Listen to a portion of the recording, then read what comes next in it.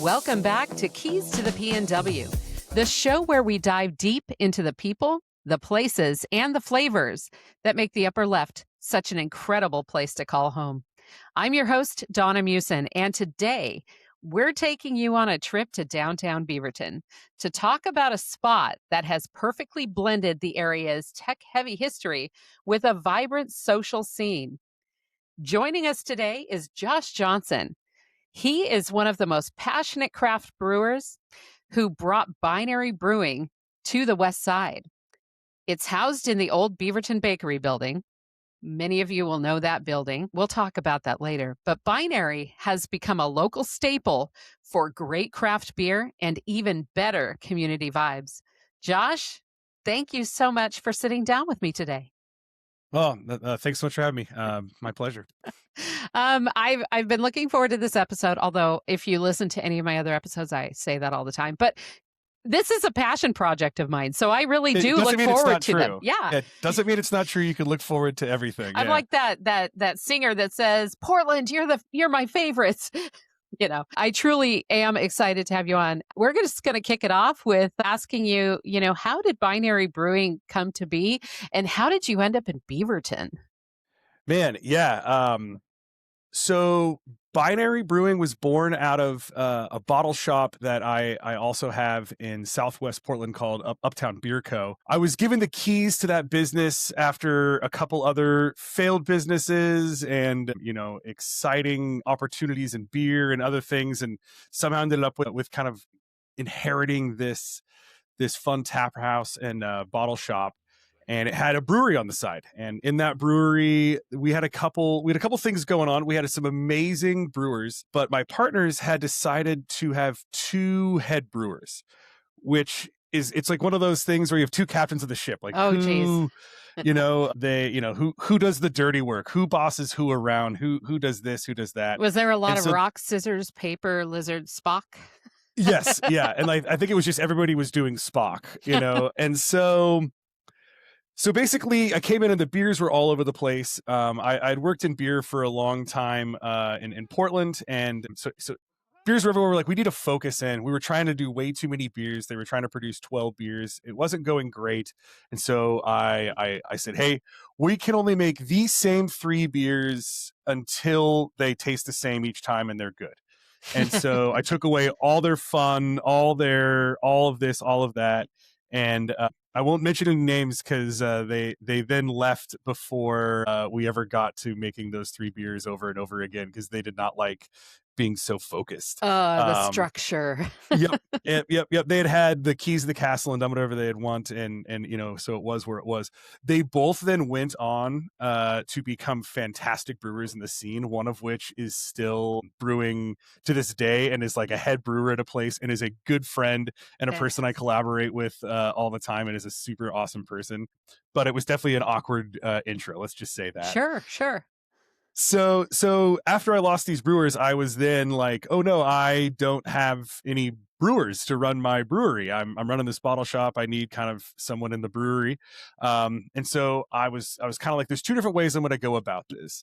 I'm either going to find a cog who's tired of being a cog and wants to be the head guy or gal and wants to be the main person, or I'm going to catch lightning in a bottle. And that means like I'm going to find a home brewer that can scale up to the next level. Either someone who works at a big brewery who's tired of working at a big brewery making the same beer over and over and over again, wants to do something different, or someone who makes really great beers but has never been all the way in the full brewing scene.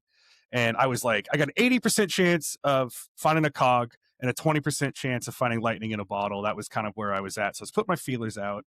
And one day I was working at the bar, and one of my regulars came up and she said, "Oh my God, I was telling her, hey, I'm looking for this brewer. Here's my problem, blah, blah, blah." And she goes, "You've got to meet my husband. He's perfect for this." And I was like, yeah, right. No way, lady. I'm not buying it.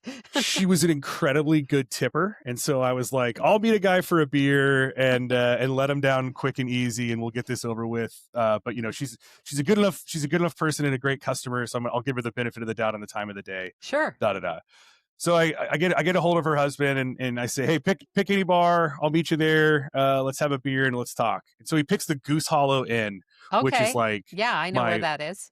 one of my all-time favorites. Yeah, Like yeah. I used to live like right next to it, like grew up going there, like back in the day when It's an icon in Portland.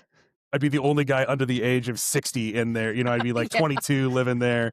And so I was like, okay, that's a good, that's not a strike. That's a positive, green flag, green flag. So go to this meeting. He pulls out a peat smoked porter, which I'm a huge Scotch guy, huge dark beer guy. And this beer was spectacular. And I was like, oh, dang. Okay, you chose the right bar. You make a good beer. You make an interesting beer. And then we proceeded to start talking about life and things and who's sitting next to me, but my now partner, Roger Wood. And we just became fast friends. Roger was at that point a retired product engineer, working all over in different tech places and stuff, and had been homebrewing very seriously and taking it to such a level that he had enrolled in this nationwide program and was getting paired up with another brewery to learn about brewing at the next level and all these things. So he was, already on his path, hopefully going down this. Yeah, super passionate, it sounds like. And all of a sudden, and so it was like, hey, oh my God, I found lightning in a bottle. And so Roger and I started talking. So I brought him into Uptown. He was just brewing as it was called Uptown Brewing back then. Mm-hmm. And we were working together and made a good run at it. And sadly, Uptown didn't have the best reputation. Okay. It wasn't known for being a very good brewery. And so we inherited kind of this awkward reputation. Sure. And it just made more sense at a certain point to say, hey, let's start a new brand that's more Roger and me than the place that was there 4 years before us that we really don't have a lot of affiliation to, besides the building. Besides getting those keys. Yep. And so we started talking about, okay, we want to make our own brewery. Like we want to start from scratch. What interests us, And so we started, it's really fun. Like it's one of those scenarios where people always say, oh my God, I bet naming the beers is so much fun. Like, oh, I bet making up a name of a brewery is so much fun and so easy. It is hard. And it's so hard. Yeah. You throw all these different ideas at it. And you're like, okay, what does that pigeonhole us as, or what does that open us up for, or what is this? Like, have you ever what would you name a brewery if you had one? Are you asking me? Yeah, I'm asking. Hang on, let me go to Google really quick. I don't know. Yeah. I mean, I don't know. So creating a brand is expensive. It's time consuming and expensive. So you don't want to have to redo it in a year when you realize you named it the wrong thing and it's just like going sideways. I would want to, I have no idea what the name, but I would want to catch the attention of the vibe of the area. That would be my first thought is, yeah, it's beer, but also what's the vibe, So yeah, I don't have an answer for you, but that was a great question.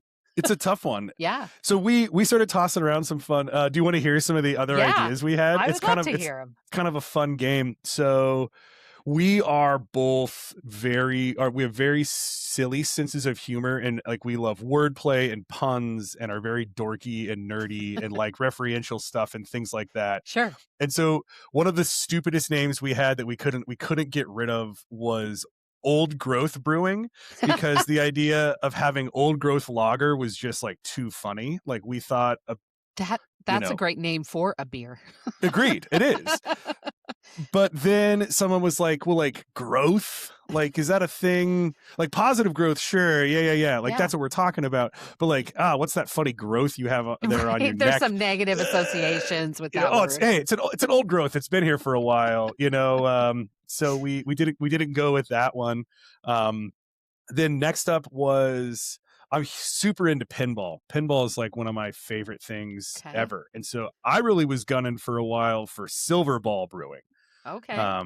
Tilt Brewing was already taken by a place down in California, but I think Tilt would be an amazing brewery name, especially because it's what do you do with a beer? You tilt it. And that also, you're like, ooh, but are we stepping on the toes of our good friends at Level Brewing, which was well established in Portland and an Yeah. amazing brewery, and I'm good friends with those guys. So you're like, ooh, is Level too close to Tilt? So you start looking around and you start being like, oh man, how do I not Yeah. You've got to become be the same thing considerate. as other things? Yeah. So Silver Ball was one that I was batting around. So here's the one. It came down to a coin flip, much like the naming of Oregon and Yep. or Portland and all that jazz. Yep. Yep. Coin flip is where it came down to. But my side of the coin was Thunder Lizard Brewing.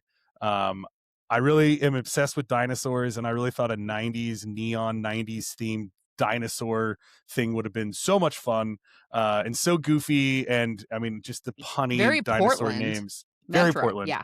Yep. But the coin flip, the other one I really liked, and like what we ended up, what the way the coin landed, and it's the better name in a lot of ways. Is Binary, and what that kind of like is about is what brought Roger and I together that day was our love of the classic simple styles of beer. Like we didn't want to see these, we're not as into these wild, flashy, overly complicated beers. Like what Mm-hmm. brought us together was the simple love of like classic ales and lagers. Right. And our obsession of the idea of, okay, we have the same ingredients, but if we change them just a little bit, the amount that we put in, or like a little tweak here and there, we can get drastically different things. So at the end of the day with binary code, 1, 0, yes, no, you have two options here, but if you string enough of those together, you can get infinite, granular information. And so same with hops and malts. It's like we could just change these little variables here and there, and we have drastically different things. And like that was really, really interesting to us. And it captures a lot of the vibe of the West Side anyway. Yeah. The just tech whether it was fun. intentional or accidental, it does lean into that kind of tech vibe that we have. But, I've known you now for a couple of years, and I've talked to you on multiple occasions. And we've talked about everything from you designing your tables and doing the woodworking to, remodeling your house to all these different things. But I've never heard the story of the naming of Binary. Of the naming. Yeah. It's a good one. And of course, like, man, this is a thing I don't actually talk about very often. So, what I'm about ready to say, so, bear with me a tiny bit, but like that name also has had some baggage with it as well. In 2018, when we were talking about this, that word had a different meaning in the zeitgeist than it does now. Yeah. And like, sure, is there a part of me that like maybe a different name might have gotten us farther faster? But it's also tough. Like words have meanings, and binary means two options. It means that, and like our brand is binary. Binary code is binary. People not binary. Right. Beer not there's no correlation to our beliefs. Like we are one of the most like open. Like we take all comers. We work with everybody. We are like there's no part of like. And so again, it was tough. I did the farmers market every other Saturday for the last 3 years there in downtown Beaverton. Best farmers market in the state. Like it's the coolest. I would have to agree. So much fun. It was so amazing to get to be part of that community, to get to stand on the other side of the stall. And like, oh my God. I mean, there should be some legalities. I hope there's not, but like I'm trading chard for cans of beer. I'm, goofing off with this guy. Like we built these relationships and whatnot. It was so much fun, but it was a really interesting way to also get like, in touch with our customers. Like what a better way to stand there and like pour a sample of beer for someone, have them taste it right in front of you and give you that instant feedback of where we are. And it was rough, the number of like kind of like cheesy dads who didn't know better, who were like, oh, you guys should make a non-binary beer. And you're like, and you roll your eyes, you this or that, and or people chuckle, or some people chuckle, har. Some people thought that we were making a statement, against that sort of stuff too. And it's so frustrating. I spent a lot of time just being like, hey, no, what we're about. And like, that's partially why our branding is so computer themed. And so you can't walk into our bar and be like, oh, this is a gender statement. Like that's an impossible thing. So, way to turn it around into an opportunity to educate people about the origin of the naming of the brewery. 100%. The hard part is the number of people that never stopped and said that joke Yeah. or whatever and just walked by and thought the judgmental thing. Like, that's the scary bummer thing. And like, that's the Yeah. hard part about branding. And like, we discussed it a couple times, like, in 2022, 2023, like, do we change? Do we, like it was discussed, sure. But like Yeah. at a certain point, you're like, well, okay, we change our name. And then all of a sudden, who would have known 5 years ago that the numbers 6 and 7 would cause these up, like like what, you can't see the future, you can't know what's going to get Yeah. blacklisted or what, like when we also were like, well, we've also done nothing wrong and we don't feel, and the people that really know that the people that could be upset about this aren't upset about Yeah, this. exactly. And the people that are upset about it were people that were usually doing it from a place of good, but not understanding what the words truly meant, Yeah. Yeah. It has more than one meaning. And you can't just assume it means, what you think it means. And, in all things in life, if you're not sure, ask. Yeah. Yeah. It's a But great that's also, story.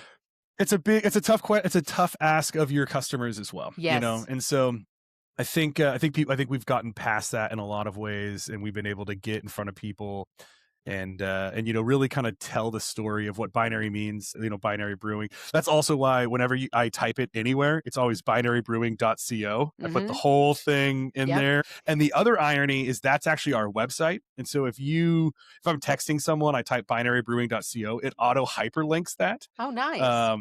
And I think that's such a cool thing for us to be like, Yeah. oh, our name is code. Our Yeah. name is like registers in a bigger level. It goes beyond. It's clickable. It's interactable. Yeah. It's already built in. So that's something that I always thought was kind of cool as well. Well, and I will get to this further down the road, but your involvement in the community and how supportive you are of all folks. I mean, you and a couple of other businesses in that downtown Beaverton area, and many of them, but specifically a couple of other brewers, are always supporting the community and all the people within the community. No matter, it's like from everything from your pub crawls to, gosh, there's just always something going on between. There's like three of you. But Yeah. I'm not going to mention them because this is about you today. But Oh no, I mean, well, I and will I've been trying to get Ryan on for Lazy Yeah. Days because I know you and this will give him a good you give him a good Yeah. example of what it can be like. Love working with Ryan. I mean, there's a reason it would have been a lot cheaper for us to find a warehouse in another part of town. Yeah. And put up a beautiful brewery. Like we could be making some amazing beer. And there's nothing wrong with warehouse breweries. I'm not Yeah. trying to talk down on that at all. But what we really wanted to have was a place that we were in the heart of a city. So I was really lucky when we outgrew. So we were Binary for a couple years at Uptown, and we really outgrew that space and really outgrew that brew house. It's not a great brew house. It's the mash tun is an old dairy vessel. So it's this huge, big, round, jacketed dairy vessel, but it doesn't have a grain door, which a grain door is where you could open up the side and pull out that 900 pounds of heavy grain you could pull out. So we had to dig up and over out of a huge tub the grain. So I mean, it wasn't designed for that. It was designed for dairy. It was a lot of work. Exactly. It was designed to just pump in, pump out. Yeah. So I'm actually in the process. My goal and dream, if I say it out loud, maybe it'll actually come true, is to turn that into a hot tub. I still have that old mash tun, and there's like nothing you can do with it because it's so old and crappy. Yeah. But I'm like, I have this dream of putting it in my backyard as a mash tun hot tub machine. I look forward to hearing when that's unveiled. Yeah, the wife is excited about that one as well. So when we knew that we needed to move out of Uptown and find our own space, we started looking around, and like it just happened to be that a buddy of mine had just procured the bakery blocks, as they called them. So the old theater and then the whole bakery. Yeah, and he was just kind of, for those of you who aren't familiar with the area, Beaverton Bakery was where Josh is now. And it had been there for, gosh, I don't even remember how long, but as long as I've been alive, Beaverton Bakery was there. And I know there's a lot of people, if you're local and listen to this, you're going to lament and be like, it'll bring you some sadness that Beaverton Bakery's gone. But of all the people that could have taken over Beaverton Bakery and done it well, you are the guy. So continue. Uh, Yeah, no, and like Beaverton Bakery meant a lot to me. I was not from I'm originally from Salem. So Oregon guy, and then have lived in Portland, as long as I could have. You don't get to pick where you're from, but you get to pick where you live. And so as Yes. soon as I could, I moved to Portland. But my first job was actually at St. Mary's Home for Boys. I was Oh, wow. fresh out of Yeah. college with my Right there my on bachelor's in TV Highway. psychology on TV Highway. Yep.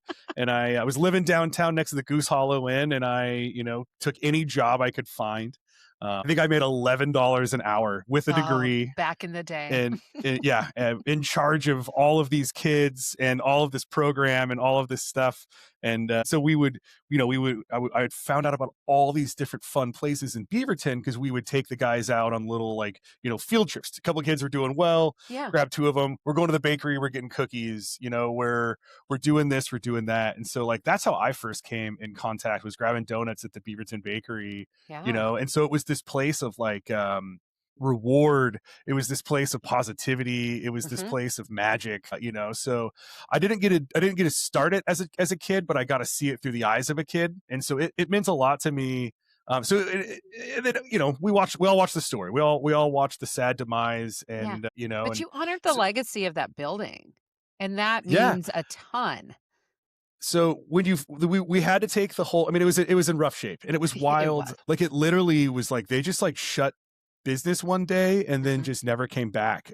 So it was like a trip being in there. It had been this, because it was 2018 it closed. We didn't get to start looking around in there until like January 2020. About then is the first time I stepped foot in there. So it had just been late dormant. It was like that trippy, post-apocalyptic kind of So many just the day restaurants do stopped that. They day. just leave that day and they never come back, never to be seen again.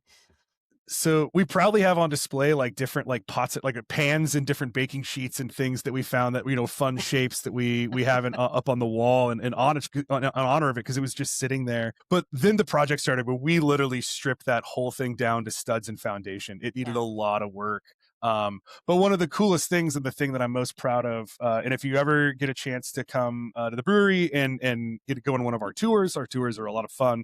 I always like to start in the front room at the Beaverton Bakery floor, because we were able to salvage the first 15 feet of the old bakery floor is 1920s stained concrete. It's gorgeous, and that's as far as your average civilian, quote unquote, was able to ever get into the bakery. And so to still be able to have that as part of it, part of our, that's our welcome mat to your time at the pub, is coming in and seeing this floor that, thousands and millions probably of, millions and millions of children and couples ordering their wedding cake, and just so many happy memories, were made on that floor. The fact that we were able to salvage it. And that's what I mean super, by super honoring important. that legacy of the history, because there's a lot of developers, as well intentioned. They would have just tore it all up and threw down some different kind of flooring, or left it as just generic concrete or something like that. So kudos to you for honoring that little piece of history there. Yeah, it's a huge part of why we're there. We have old pictures of the bakery from the 1930s up in the wall, and we have this little tiny nook. We call it the heritage room, and it has all these old funky things. And now it's also our awards room. We've now won enough medals and stuff that we have all of our medals hanging in there. So it's kind of like our little. We go in there and this is where we've come from, and this is where we are. It's very, very inspiring. Yeah. Yeah. It's such a neat place. And you were telling me one time when we were at the brewery, because I've done the tour, and if anyone listening wants to do the tour, go to Binary, talk to the folks. They'll get you all figured out. But the tour is cool. But you were talking about the tables. You're a pretty handy guy. You crafted those tables. Most things you see in the pub, we made ourselves. We are very DIY, bootstrappy. Like, we installed that entire brew system ourselves. You know, we do it ourselves because that's how you know how to do it. But yeah, oh man, those tables They're are my pride and gorgeous. joy. My father is a cabinet maker. His father was a cabinet maker. I am not a cabinet maker. I'm pretty good at getting things square. But I work better in single sheets that I don't then have to worry about with nice metal legs. I'm pretty handy, but man, my dad is out of this world good, and his handy, his work is in the shop as well. Our bus station by the pinball machines my dad made, and that beautiful banquette that's there in the old window. Is his and I, we built that together, which was a lot of fun, amazing. which is also showcasing these tables. So yeah, we found this really cool old butcher block, and then we CNC'd some like circuit board work and some of our logos and some really fun designs that also are seen throughout the pub, and then we use gold epoxy to really make it pop. I had never worked with epoxy before. I'm the king of the well, let's just figure it out, like I'm also a giant cheapskate. I don't know if that's a good thing or a bad thing, but like the idea of like paying someone hundreds and hundreds of dollars to doing something, I was like, I'll YouTube it. Let's figure it out, And Well, luckily that's how a lot of people figured out how to do it in the first place. The people on 100%. YouTube, they didn't go to school for that usually. So exactly. Yeah. So we were like, okay, we are my buddy Dan he had worked with it. He kind of showed me, he got me the right dyes and all these things. We had done these tests. We're like, okay, we found this gold that we just love. Like, this is what we're going to do. We did some practices, this and that. And I was like, all right, we got to do a whole bunch of this stuff. We got, there's quite a bit of tables, there's 6 or 7, one of the tables is 10 feet long. There's a lot of circuit boards we got to do. So I mixed up a 5-gallon bucket of epoxy. And if anybody who had ever worked with epoxy before, they're like screaming into their cars right now, because what happens with that much epoxy is it creates a exothermal reaction, and it started to melt the bucket that it was in, and it was smoking and almost caught on fire. And then what ended up happening is the epoxy got so hot so fast, it then congealed into a single, it just hardened in minutes. And so get a block. So yeah, I had this block, and I like to show people at the brewery. It's like you got to learn from your mistakes too. These tables are gorgeous, but they're so beautiful because I learned from this giant, and we're talking probably $200 of epoxy and dye and all that, just this huge mistake. It probably would have been cheaper to pay someone in the long run. But no, we got our technique down and our amounts down, and we built these beautiful tables. I've got about 70 hours in them, 12 layers of polyurethane. I just obsessed over them. And then the first thing I did, opening day, I pulled out my knife and I made the first scratch across the big one. And it was just like, I was like, these are going to happen. These are not, these are beautiful. Yes. But these are tools, not jewels. Someone's going to mess this up, and I don't want to be mad about it. So I'm going to be the first guy to scratch any of these tables. And then then it's not a big deal. So it was like kind the of my first door ding. my kind of a Buddhist thing, the table is already scratched. So what's another scratch on a scratch table? Yeah. But they're still holding up. They're still in really great shape. Oh, they're beautiful still. I mean, they're gorgeous. Your space is such a, I hate to use, I don't even use this word in real estate, the word cozy, because I'm like, hate that word. But your space is comfortable. It's warm. It's inviting. You have 2 kind of areas. There's room for groups to come and enjoy. You've got an amazing patio, which, oh man, I love that patio. That fire table. That's another thing. Yeah. I had never built a fire table before, but it went so well. We did the exact same design over at Uptown. Like, we were just like, oh, let's go build another one. It was so much fun. And yeah, that fire table is awesome. It really adds a cool vibe out there on the patio. It's just such a nice space when it's nice out. You're located kind of a little bit off the beaten path, right? You're on Broadway. Yep. But there's Broadway not like the massive, cars rushing through, which does go through part of downtown Beaverton, right? So when you're on that patio on a beautiful summer night, spring night, fall night, it is just comfy. It is It is a place you wanna hang. I love it when when you finally got that open. I was thrilled. Oh yeah. Because initially, you had the patio still, but it wasn't all bougie like it is now. Again, the fire table took a couple months, and I think we put up that nice big sun sails, very cool. That Yeah, that helped a lot. Yeah, no, it turned out as a really cool space, and it's really fun. Again, sit on the patio because you then get a chance to look at the building. It's it's on the historical registry. yeah, It's the old Robinson home. 1887 is when it was built, and it has this cool, funky, all this little work here and there. And so you yeah, sit on the patio and you can look up into the eaves and look up into the nooks and the crannies and the way it's all built. And it's just this technique and style that you just don't see very often.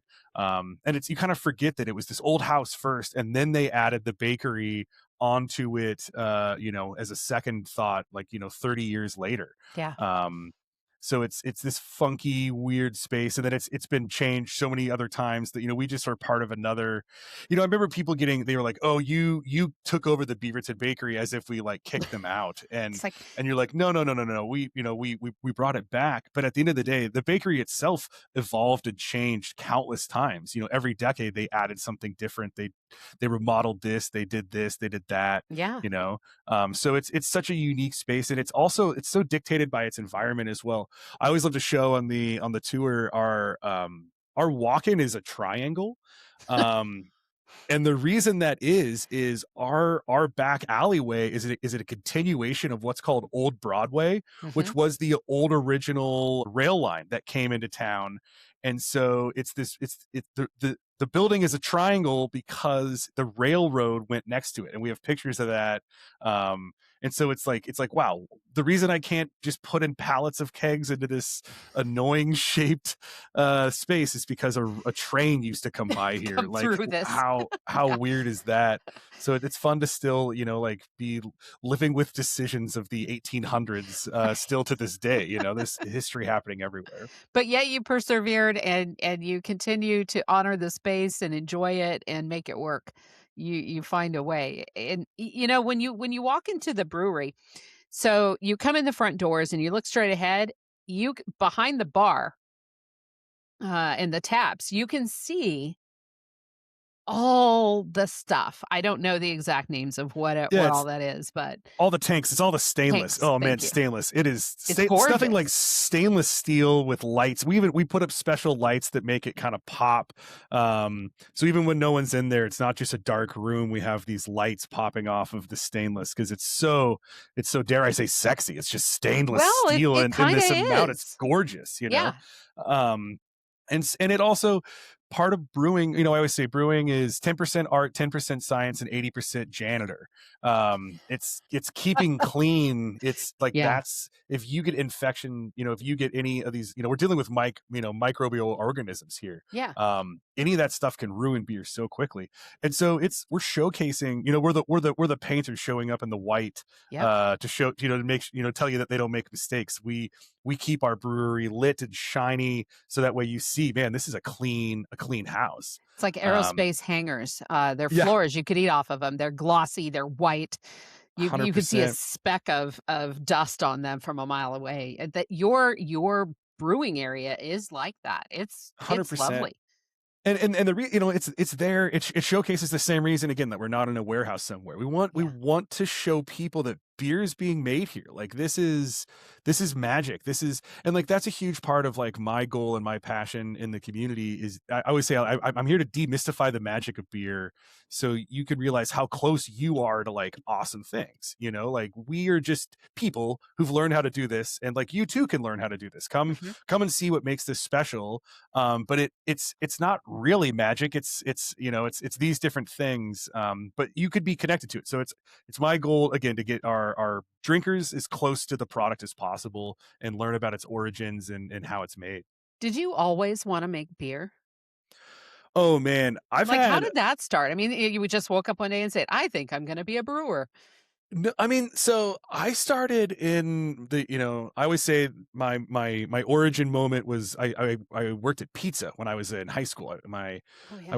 worked at this pizza place, and when you're when you're over 16, you could pour beer. You can't drink it, obviously, but you can pour it and serve it.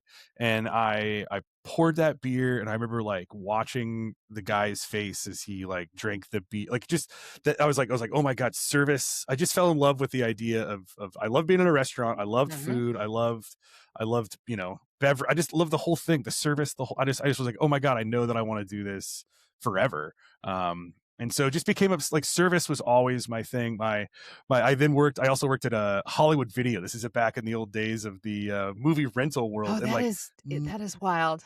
Nothing made me happier than making a recommendation to a customer, then coming back the week later for Friday to get their next movie and just being like, oh my God, that was out of this world. You got to tell me the next one. And, so I loved making people happy in that way. And so I just was always like service. So I've always been kind of involved in either restaurants or bars, or I guess I did have my my social worker liaison time but there. Isn't that kind of like a bartender anyway, a social worker? Oh my gosh, yes.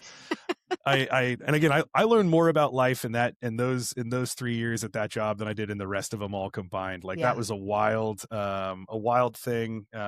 Giving back to your community in ways that you talk about giving to the community now, like this ain't nothing compared to what social workers do every day and what that world looks like. These are amazing heroes, and I have so much respect for them. And our community is so much better because of the work that they'll never be thanked for. So it is purely a passion that keeps them doing what they're doing, because they aren't compensated quite like they should be. No. And honestly, like that may have been part of why I ended up leaving. I had such an entrepreneurial spirit as well that I was like, man, I love this, and I will always be involved in the community in some way. But I didn't like being part of a bureaucratic, thing that I had no control over. And a decision that can be made by some board, blah blah blah blah blah. It was also, I was there doing, I started in 2006 and left in 2009. When we were going through a recession, we were going through like wild times was going on.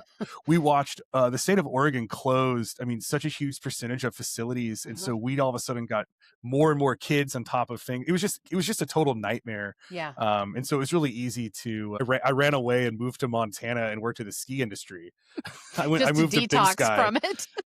and just lived at 8,000 feet and skied every day and had an amazing winter. That was my like getaway. Well, some of these jobs we take, they teach us either, who we are, what we're made of, or what we don't want to do forever. Yep.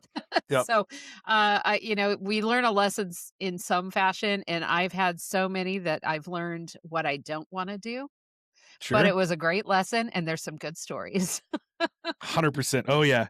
Yeah. That is for sure. How has Beaverton changed?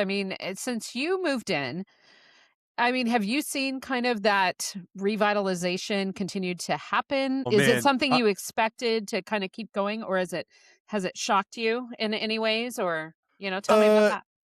No shock at all, because the writing was on the wall when we showed up. But man, we showed up to the party at 4:30 in the afternoon, and no one else got there until 9. Like that was the lesson we had. At least it was, we got there, and all of a sudden they tore down a building across the street. Yeah. And they shut down the thing next to us, and the place across the street went out of business, and the place across the street on the other side went out of business, and they shut the grocery store down.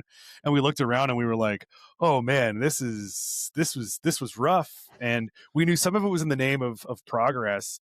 But boy, man, those first 2 years were tough. We were in a construction zone, and no one knew we were there. And the road was shut down to one lane half the time, and it was loud and it was dusty. Going out every day and just seeing 1/4 inch of dust on all your stuff from tearing down buildings. Yep.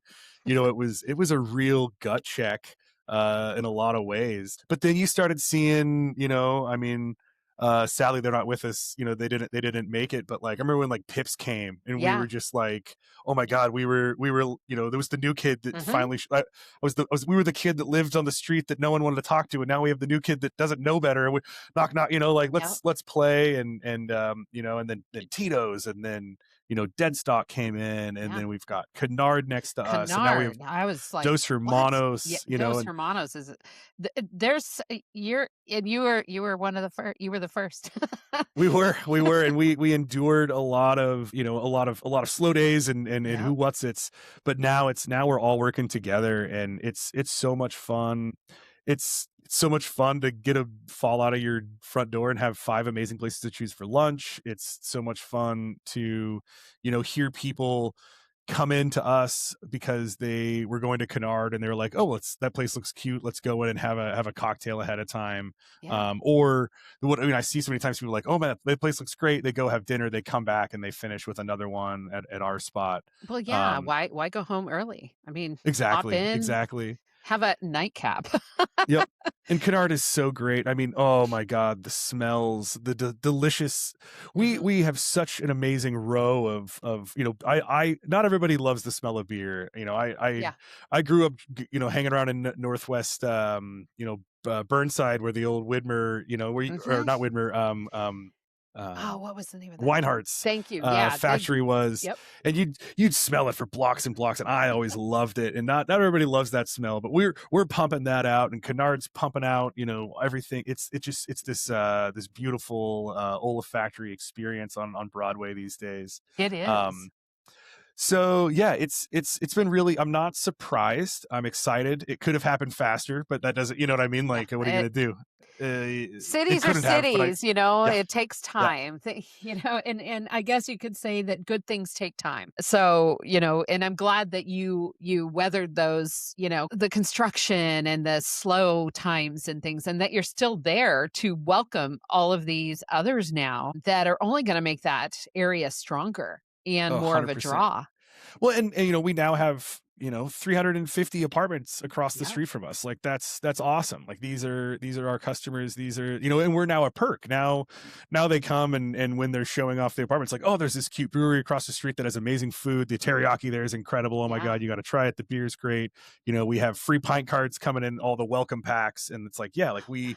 welcome to the neighborhood. We want you. We want to be your local spot. Neighborhood Like spot. that's who we are. There's so many businesses that's why they're still here. It's because they were the neighborhood spot and they continue to be the neighborhood spot.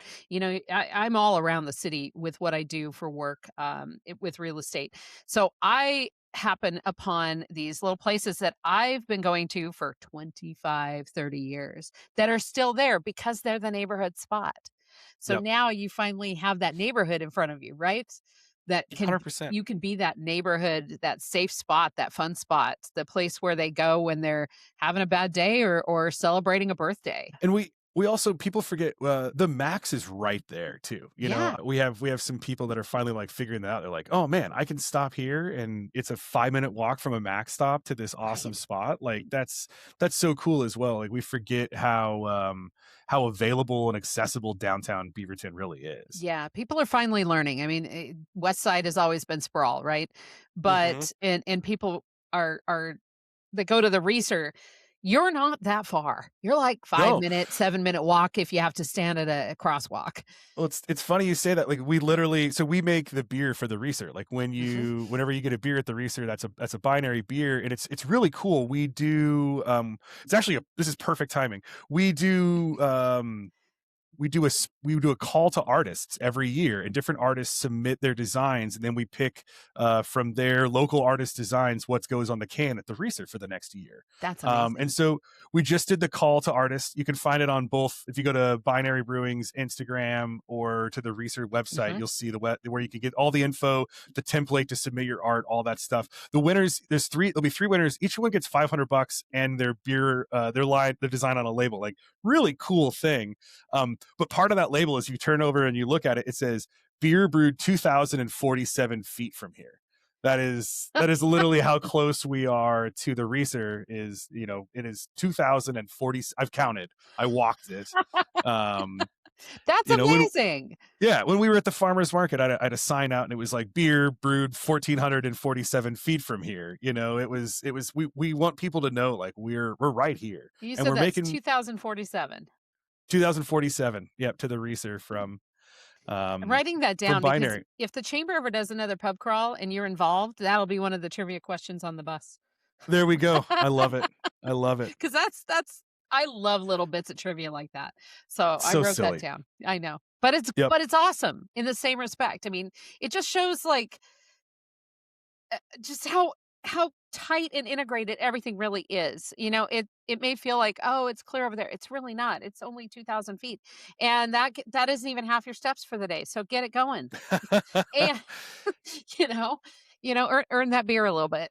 There we go. No, it's perfect. And there's tons I of parking over there. So, that solves all the usual complaints people have about 100%. Beaverton these days is, where can we go for fun and is there parking? Of course, you just have to walk a couple blocks. It's not a big deal.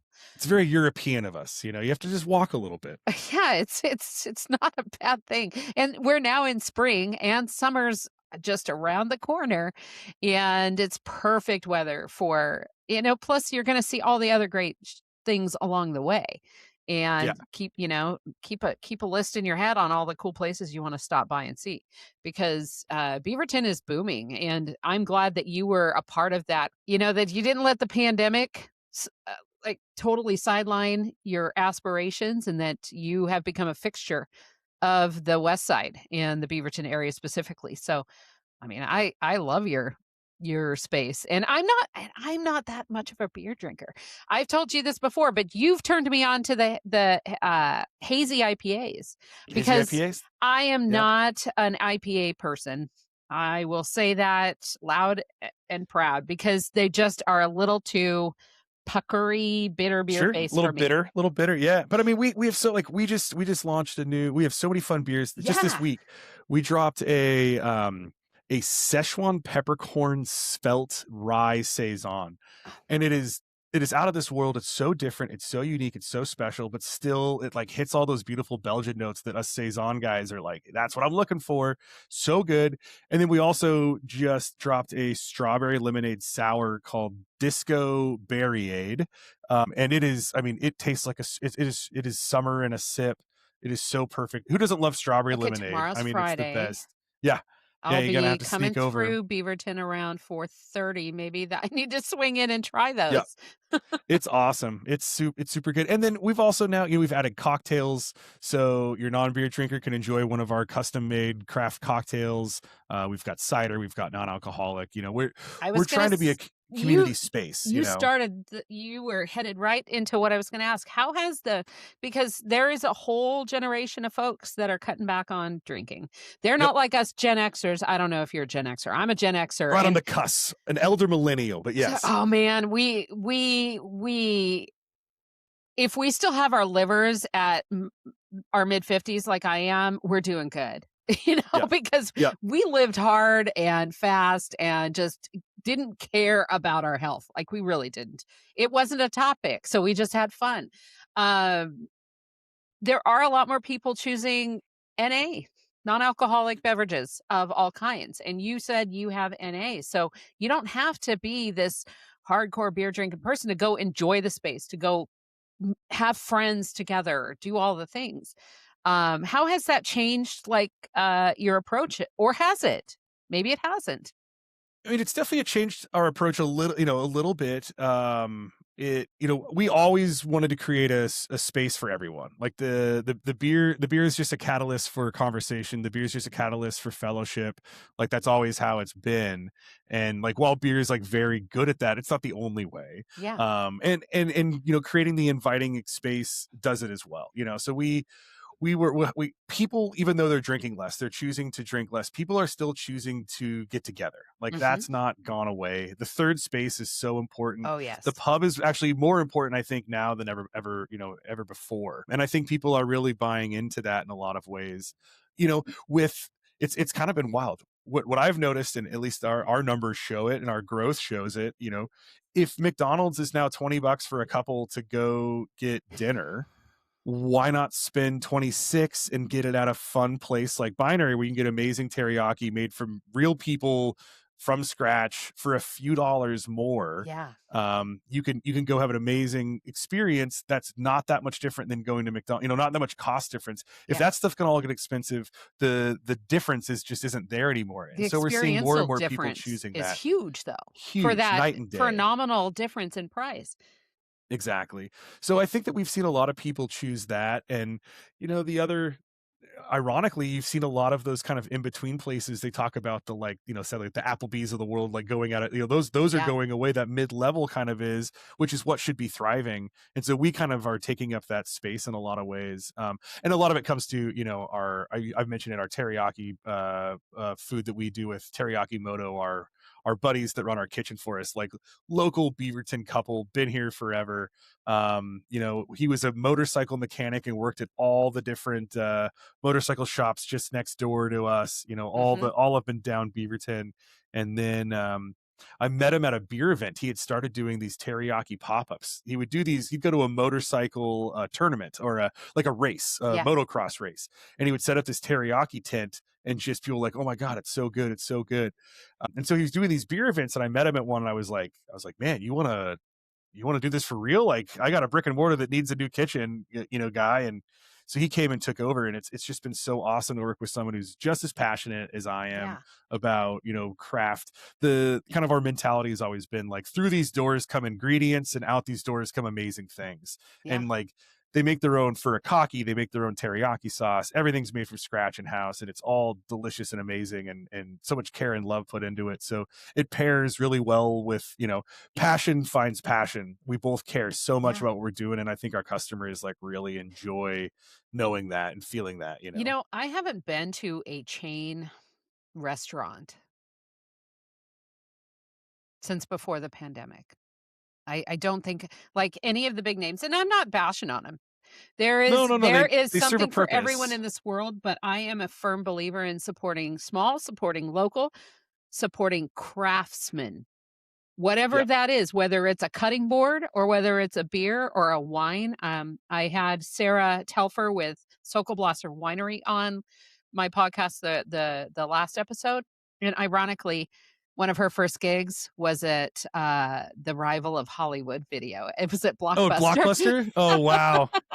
Oh, that's so funny. Yeah. It really was. That's where her journey began, was at, something like that. And her passion for people and leadership and all of that mirrors a lot of the things you said of why you Nice. enjoyed Yeah. what you did there. And man, it's sad that all those are gone, because those were great places to come up. Yeah. And I know there's Oh, great man. places to come up now for the younger generations, but man, those kind of things just there's nothing like them now. So Well, and we miss the social interactions. It's so interesting to see kids these days not being able to interact socially. yeah, And that was a thing that like my parents were so good about. They were like, all right, you want to go, you're renting a movie, you're going to go up, you're going to pay the money, you're Yep. going to have this entire interaction. And it's like, it trains you in this like zero risk scenario, yeah, like not hard to learning rent a how to movie. adult. and they forced me to do it. I remember the old move you'd go to. For us, it was I can't remember the name at the moment, but it was the local grocery store. It was that, and kids got a free cookie. This is back in the 80s when they still got away with that. Yep. Kids get a free cookie. But mom's rule was always, you had to go ask for it. There's no, like, I'm not getting you a free cookie. If you want a free cookie, you have to go up and have that social interaction and get Look that them in the need eyes, met. speak clearly, say please, say thank you, all of it. It's That we were so taught that way important. too. Every now and then we get kids in that I always love to just tell the parents, and just like, hey, great job. Like I have adults that have a hard time, that come in and like don't know how to order. I mean, the public, God bless them, they could be so confused so easily. Yeah. But yeah, it's always impressive when you see kids that are still, doing it the old way, kind of like we were forced to. Yeah.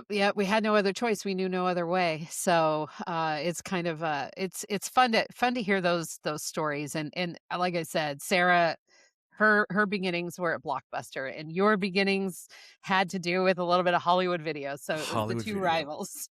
Yep. I was always mad because we had to wear a cummerbund and bow tie, and Blockbuster was a little more casual. I was pretty jealous of Blockbuster. of that. Yeah. That's amazing. So I'm going to I want to ask a few kind of fun Pacific Northwest questions. You're from around here. Born and raised. Yep. So, very proud Oregonian. Let's see. Favorite Pacific Northwest getaway? Do you have one? Oh man, so many. Oh, it has to be Metolius, Camp Oh, Sherman, camping on Camp Sherman. yeah. That is the. I have a Black Butte tattoo on me with the Metolius, front and center on it. That is my happy place. There is That's nothing my like the Metolius all and time Camp favorite. Sherman area. Like, Yep. there's nothing like it. Okay. We're That's hitting a good one. this is our 34th annual family camping trip on the Metolius. We're hitting this year, this Oh, wow. August, which it's the best. So Look much fun. out, Central Oregon. Yep, They're coming. We're coming. So, if you had to describe the Beaverton community in one word, Oh man, it's let's see.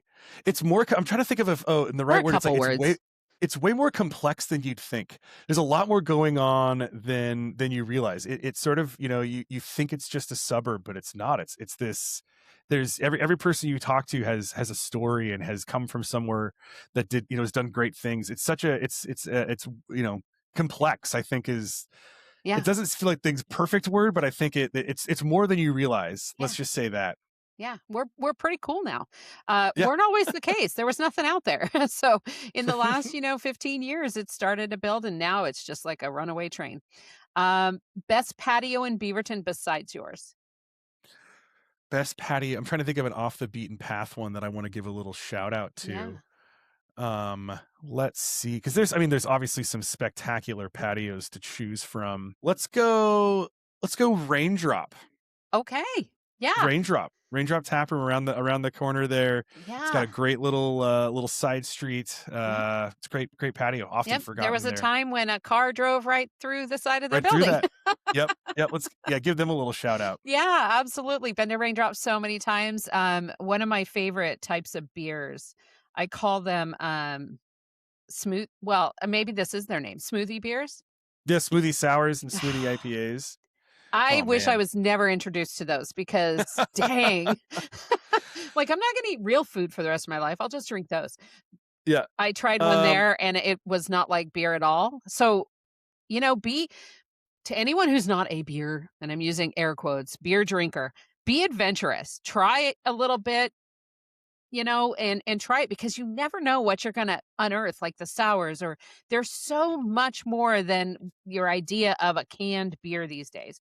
When I grew up, there wasn't a lot. There was, Henry's, there was Coors, there was Budweiser, and the cheap beers, which Pabst. It was $1 beers, right? Back then, or maybe less than that. But now there's so much nuance to the craft brews that you oh have yeah. access to in this area that take a sip. If you don't like it, nobody's feelings are going to get hurt. Keep trying because you will find something on that row of taps that you like. You really will.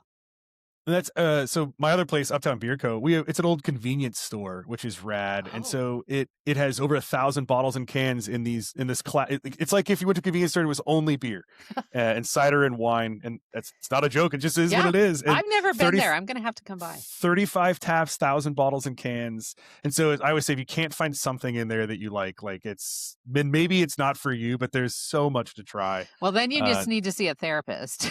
Yeah, exactly. Because there's some bigger problems going on. And Yeah. I can say that because this is my show. If you had to give a little nugget of advice to an entrepreneur that wants to start their own thing and get out of that, like you mentioned earlier, everybody making the decisions for you, what would be something you tell a young person that has aspirations to be an entrepreneur? Yeah, entrepreneurship is one of the most important parts of my life, and I spend a lot of time talking to other people that are, the owning your own bar thing is so alluring. It's so cool. It's so neat. So, I'm gonna give you two different. I'm gonna answer that slightly different there. What I say to the guy that wants his own bar is you make sure you know what it means to own your own bar. People are like, in their head they think that they're going to be the guy. They're going to walk in. Everybody's going to go, the guy is here. Like, this is the coolest guy ever.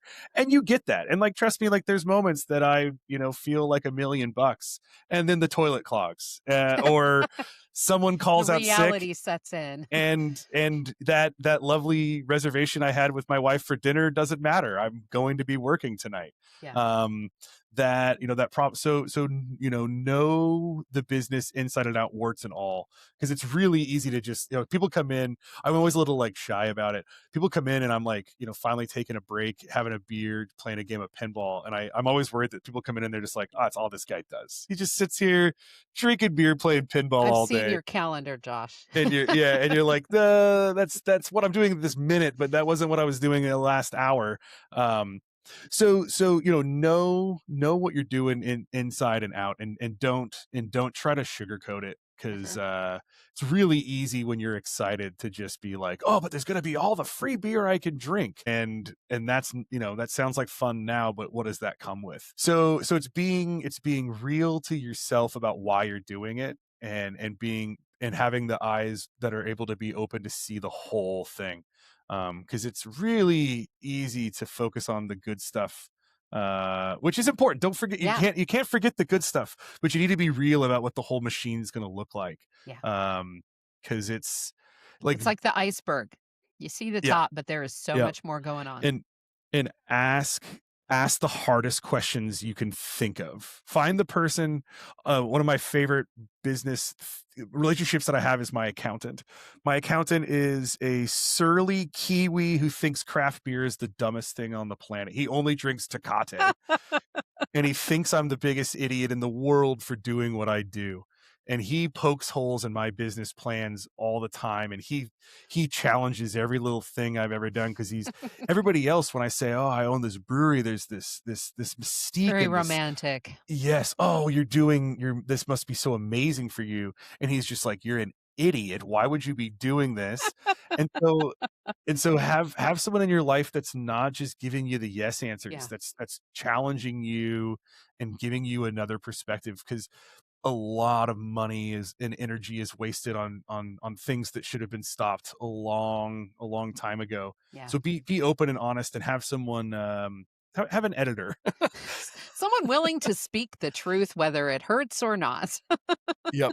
Yeah, because when you win them, and like, oh my, so we brewed a Mexican lager last year, and one of the first, I always bring him beer even though I know he just wishes it was Tecate, because that's what I do. And I'll never forget, he didn't drink it in front of me, but he texted me later, and he was like, hey, that beer you left, it's okay.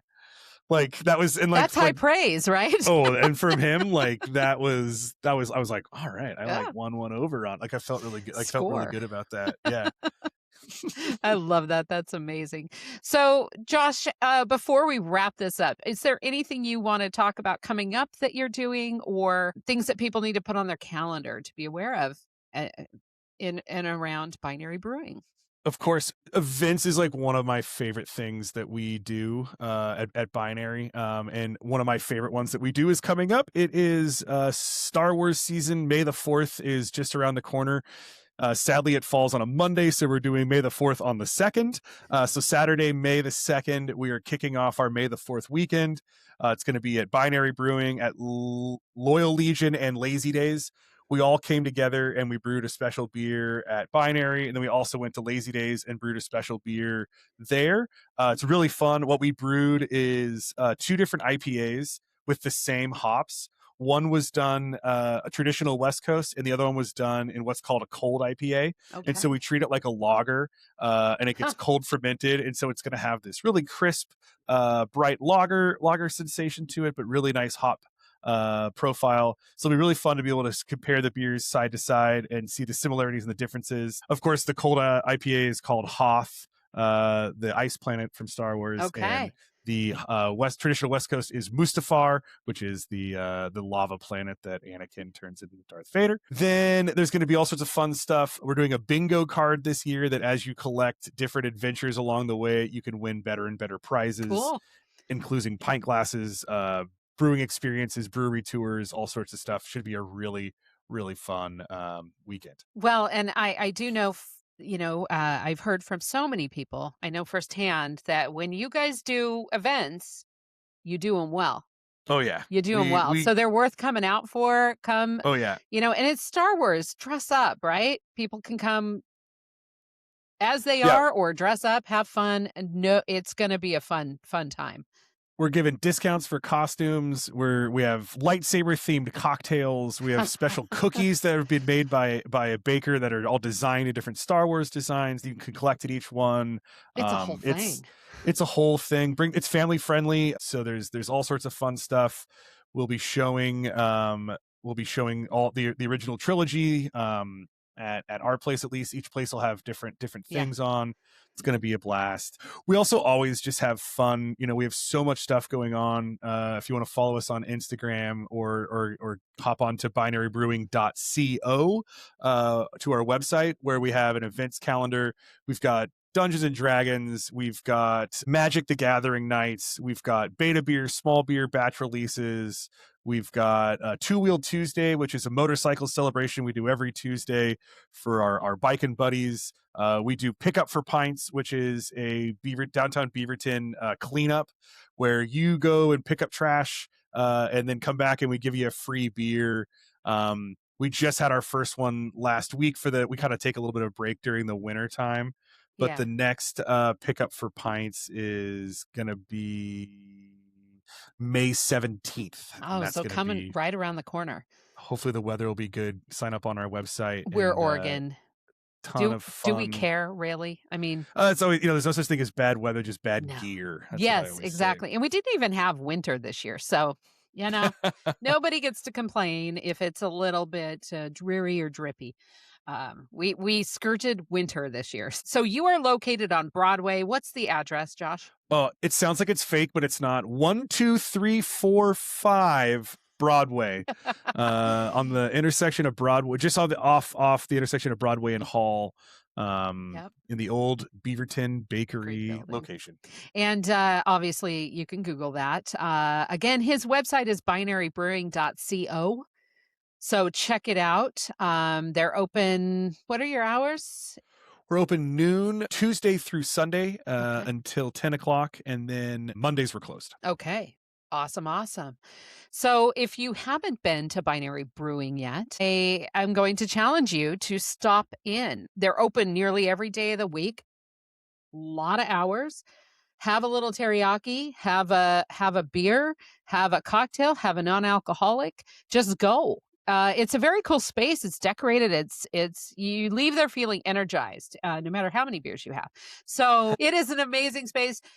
You'll get to see firsthand what we've been talking about this entire time, from the history of the building to the craftsmanship of the tables to the craftsmanship of the beer and the passion that goes into their food. So if you haven't, shame on you. You need to stop in and check out Binary Brewing for yourself. They're right in the heart of Beaverton, and you can get there on foot from the Reeser, just 2,047 feet. That's amazing. So there you have it. So if you're looking for that perfect blend of Beaverton history and modern craft beer, Binary Brewing on Broadway is the place to be.